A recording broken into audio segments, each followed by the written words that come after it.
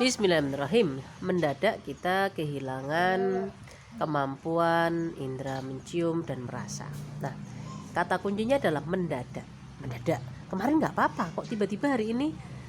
Yang perlu kita ingat adalah manusia itu diberi dimensi waktu oleh Allah, sehingga disebut wal asri, demi waktu. Maka segala sesuatunya itu butuh proses, ada prosesnya. Jadi moro-moro tiba-tiba itu sebetulnya lebih karena kita tidak peduli, lebih karena kemarin kita tidak memperhatikan.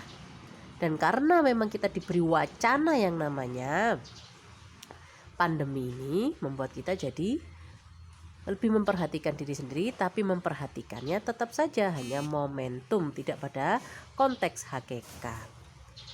Nah, lalu apa yang kita lakukan ketika tiba-tiba kita kehilangan indera penciuman, kita tiba-tiba nggak bisa nyium apa-apa, nggak bisa ngerasa apa-apa? Nomor satu tadi itu, ini prosesnya sudah jalan, kita hanya baru saja peduli. Jadi itu harus kita terima. Apa maknanya di sini? Yang mempengaruhi dari kecepatan kita sembuh adalah satu, keikhlasan. Keikhlasan itu lahir dari pemahaman bahwasanya Allah Al-Adil. Ingat, kita ini muslim, Allah Maha Adil. Sebesar zaro, kebaikan sebesar zaro maka dibalas oleh Allah dengan sebesar zaro. Keburukan sebesar zaro juga akan dibalas oleh, kalau kita dikatakan berpeganglah pada buhul yang kuat. Salah satu buhul itu adalah logika. Logika itu adalah urutan cara bekerja, cara berpikir.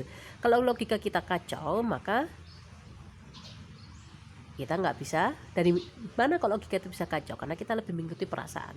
Logika itu sudah memberitahu ini seperti ini, tapi kita terbiasa mengikuti perasaan kita. Oh begini, oh begini. Akhirnya dari hal seperti itulah kita nggak bisa berpikir dengan benar. Nah, ketika logika kita kacau, ketika itulah kita sulit untuk sembuh. Ketika itulah kita harapan untuk sembuhnya semakin kecil. Kenapa? Kesembuhan itu sulit sekali karena kita punya logika yang sangat kacau.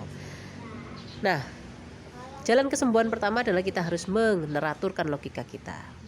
Yang tadi caranya, kita harus kembali kepada buhul yang kuat, diantaranya tadi dengan logika. Logika itu hadir dengan yang kedua, ilmu. Rajin-rajinlah membaca terjemahan. Cuman terjemahan Quran, apalagi kalau umur kita sudah 40 tahun belum pernah sama sekali menghatamkan terjemahan Quran, hanya terjemahannya ya, bukan tafsir, itu sebetulnya perlu dipertanyakan. Coba dibaca sering mungkin, mau dari juz pertama sampai juz 30. Dari situ kita akan banyak sekali membaca peraturan-peraturan, ketetapan-ketetapan Allah, termasuk wal asri, termasuk bahwasanya Allah itu Maha Adil. Kebaikan keburukan sebesar zaro akan dibalas dengan setimpal oleh Allah. Kalau logika kita sudah benar, maka yang berikutnya akan mudah. Di YouTube banyak sekali sembuh hanya dengan ini, dengan 3 bahan, dengan 1 bahan, dan itu sifatnya sembuh dengan cepat katanya. Kemudian yang kedua, murah meriah ada di sekitar kita. Nah, itu yang perlu kita pahami juga. Kita sakit itu wal asri, maka sembuh juga harus wal asri. Kita ini tergesa-gesa dan itu sudah ada di dalam Quran. Ini buhul juga, termasuk prinsip juga yang harus kita ingat. Nah, manusia itu memang cenderung suka tergesa-gesa. Ketergesa-gesaannya membuat jadi panik. Moro-moro tiba-tiba aku gak bisa nafas, aku tiba-tiba gak bisa mencium, gak bisa merasakan apa-apa. Panik sudah, tergesa-gesa itu. Terus ketika sembuh juga kita pengen tergesa-gesa. Nah, makanya tadi kalau pengen sembuh, logika kita harus kita teraturkan dulu.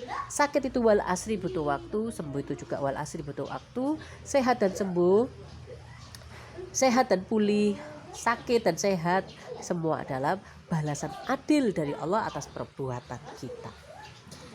Nah, sembuh juga tidak tergesa-gesa. Allah Maha Adil, itu harus kita ingat. Keadilan Allah itu kalau dimanifestasikan dalam kehidupan, diwujudkan dalam kehidupan nyata, itu sangat banyak.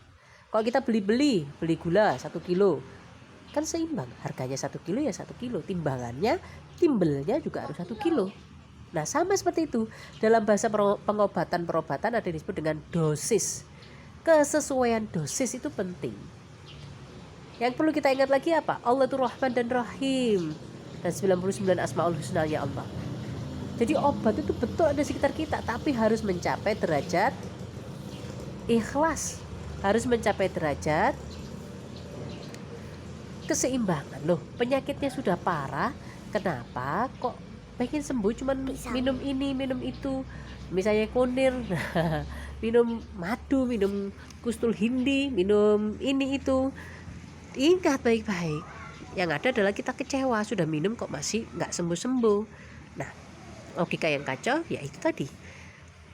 Allah menciptakan manusia itu bersuku-suku, berbangsa-bangsa, bermacam-macam, termasuk kemampuan kita memahami pun bermacam-macam. Ada orang yang paham dengan penjelasan ini, ada orang yang tidak paham dengan penjelasan ini. Ada orang yang mampu mencerna, ada orang yang tidak mampu mencerna. Ada orang yang bisa mengambil ibroh, ada orang yang tidak bisa mengambil ibroh. Kita pilih, kita tetapkan sendiri. Sebetulnya setiap manusia, dari pengalaman saya menjadi guru, arek sing bodoh itu bisa dikatakan hampir tidak ada, tapi malas. Jadi kenapa seseorang akhirnya menjadi tidak cerdas, atau orang yang IQ-nya tinggi sekalipun akhirnya juga jadi tidak cerdas dalam berperilaku? Semuanya kembali kepada pilihan. Antara cerdas dan beruntung itu dua hal yang berbeda. Orang yang beruntung itu orang yang dirahmati oleh Allah karena selalu mendengarkan perintah Allah, selalu berusaha mencari, ibaratnya pohon yang tumbuh, yang mencari matahari. Nah, jiwa-jiwa yang terus mencari Tuhannya adalah jiwa-jiwa yang beruntung. Jadi ini adalah pilihan kita. Dan mohon kami menjadi baik. Terima kasih banyak. Assalamualaikum warahmatullahi wabarakatuh.